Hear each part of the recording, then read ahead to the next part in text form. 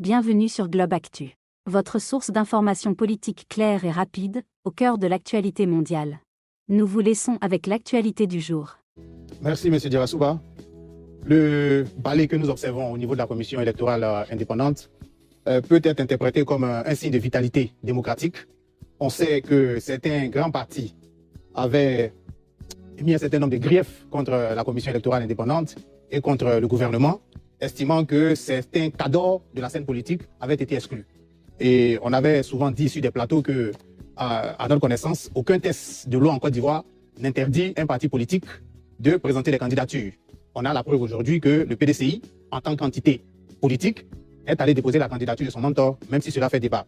Je pense que votre question ici nous ramène à une analyse SWOT des différents candidats qui ont déjà déposé leur dossier au niveau de la commission électorale indépendante. Parmi les candidats qui ont déjà déposé, prenons le cas de M. Pascal Affi-N'Guessan. Pascal Affi-N'Guessan a déjà déposé son dossier de candidature. Est-ce qu'il remplit toutes les conditions? Ce sera au Conseil constitutionnel de décider. Mais Pascal Affi-N'Guessan, c'est quand même un ténor de la scène politique ivoirienne. Je crois, premier maire élu au compte du Front populaire ivoirien dans les années 1990, au niveau de Bongouanou. Un monsieur très brillant, intelligent, même si je ne le connais pas, mais pour ce que j'entends, il paraît que c'est quelqu'un qui est très intelligent, qui a une très belle lecture, une très belle analyse des choses. Je pense que ce n'est pas pour rien qu'en 2000, Laurent Gbagbo le nomme Premier ministre à la surprise générale. Je pense que c'est quelqu'un qui a une certaine expérience quand même de la scène politique ivoirienne. Il connaît les différents enjeux. Je pense qu'il a un programme aussi de société qu'il a eu le temps quand même d'étoffer. Maintenant, avec l'émiettement de la gauche, a-t-il ses chances? Attendons pouvoir au soir de l'élection présidentielle. D'abord, est-ce que sa candidature sera retenue? Attendons pouvoir. Mais en termes de chances, je pense qu'il n'a pas pu remporter le conseil régional du Moronou. Alors que pendant quelques années, quand même, il était à la tête du conseil régional. Je pense que son image a pris un coup lorsqu'il n'a pas pu avoir la tête du conseil régional. Simone Gbagbo, on nous dit qu'elle va déposer sa candidature, attendons pour voir, mais Jean-Louis Billon, que nous avons reçu ici. Bon, Jean-Louis Billon, je l'ai déjà dit, il y a longtemps qu'il est dans les starting blocks, même s'il n'a jamais eu le courage de franchir le Rubicon sous Henri Konan Bédié, mais c'est quelqu'un quand même depuis longtemps qui s'organisait. Il a quand même eu le temps de préparer un projet de société, il nous l'a dit ici sur ce plateau, attendons pour voir le contenu, même s'il n'a pas décliné les grands axes, on en sait quand même plus ou moins. Selon certaines indiscrétions, il aurait réussi à boucler ses parrainages. Est-ce que cela va suffire pour qu'il se présente devant les Ivoiriens? Attendons pour voir. Mais c'est un candidat qui peut quand même aller griffonner quand même au niveau du PDCI. Voilà. Et puis, on a des novices aussi, des novices qui sont en politique que nous ne connaissons pas, mais je pense qu'on aura le temps de faire le débat. Il y a aussi certains comme Assalé Timoko. J'ai lu dans la presse qu'il se plaignait du fait qu'il y avait un engorgement au niveau de la commission électorale indépendante et qu'il était très difficile pour certains candidats d'aller déposer leur candidature. Donc attendons pour voir ce que tout cela va donner. Merci. Très bien. Arthur Manga, c'est à vous. Première réflexion, je pense qu'il y a...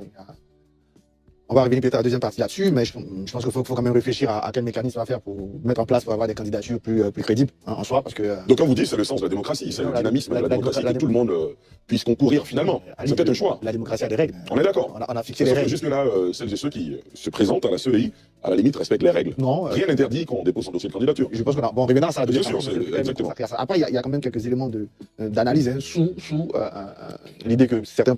Il y a déjà des visages qu'on avait perdus de vue. Lagou Henriette, il y a des visages qui essaient de marquer. Djebi, le député, je crois, de Olivier Djebi, voilà, qui essaie de marquer des choses, même si je pense que je suis prêt à parier qu'ils n'ont pas rempli les parrainages.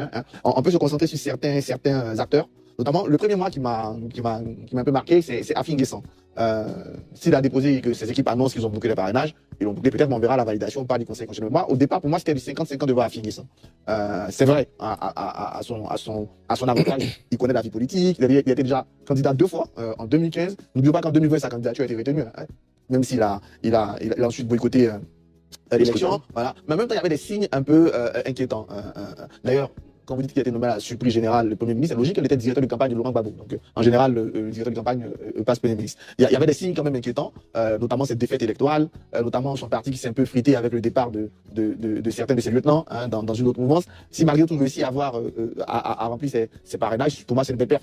Je mettais 50-50 sur lui, et donc c'est une belle perf. Après, pour lui, si sa candidature est validée par le Conseil constitutionnel, il a tenté un rapprochement ces derniers moments avec le Front commun. On sait très bien que le Front commun ira, bon, j'ai envie de dire, sur un post-élection, quel sera le regard sur Affi-N'Guessan des militants de ces partis-là? Est-ce que s'il continue le chemin des élections, on ne va pas encore retrouver le traite, etc.